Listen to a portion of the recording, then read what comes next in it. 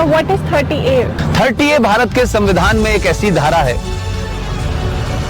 ये धारा ये कहती है कि हिंदू अपने धर्म की शिक्षा नहीं दे सकता, अपने कॉलेज में नहीं दे सकता, प्राइवेट कॉलेज में नहीं दे सकता, इसके लिए कॉलेज नहीं बना सकता, और जो सरकार के जो कॉलेजेस हैं उसमें नहीं दी जा सकती।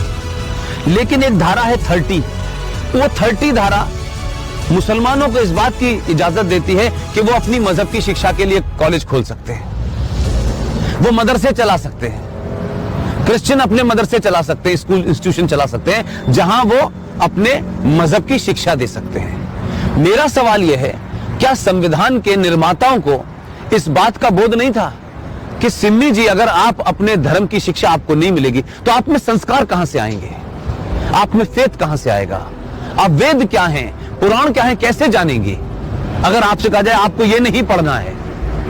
और भारत में एक ऐसी सिविलाइजेशन जिसके 5000 साल का जो रिटन डॉक्यूमेंटेशन है, उसमें भारत का कोई भी आप दौर देख लें, कभी भारत की सनातन संस्कृति के मानने वालों ने दुनिया के किसी देश पे हमला नहीं किया। यह शब्द बलात्कार हमारी संस्कृति का हिस्सा नहीं था।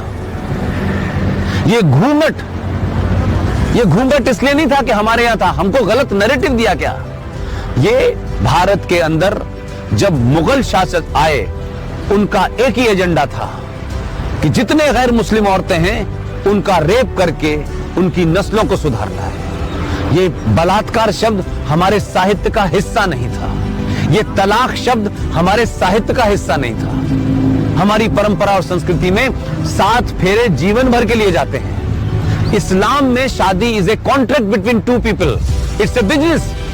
आपने शादी मुझसे की और शादी करने के कुछ दिन के बाद आपको लगा कि मैं रहना नहीं चाहती, तो बिजनेस कॉन्ट्रैक्ट है, आपने कॉन्ट्रैक्ट कैंसिल कर दिया।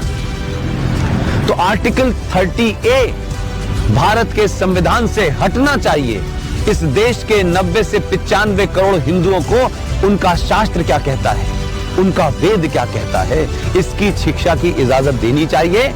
और मंदिरों के ऊपर जो हिंदू पैसा चढ़ाते हैं, यह भी एक लॉ है जो नहीं पता देश को। भारत के जितने भी मंदिर हैं उस पे जो पैसा चढ़ता है वो सरकार के खजाने में चला जाता है।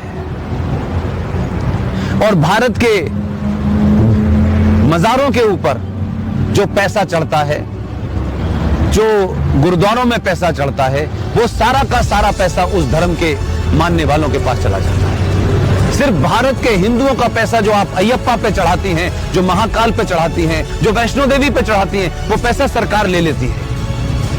तो अगर भारत के मंदिरों पे चढ़ने वाले पैसे से भारत के लोग, हिंदू लोग, सनातनी लोग अपने विश्वविद्यालय खोलना चाहें कि हम सनातन की संस्कृति के बारे में बताएंगे, पुराणों को पढ़ाएंगे, तो उसकी भी छूट नहीं है। ये संविधान में 2 धाराएं एंटी हिंदू हैं, इनको समाप्त होना चाहिए। और मैंने कल भी घोषणा की है कि अगले 2 साल में इसके खिलाफ भी मैं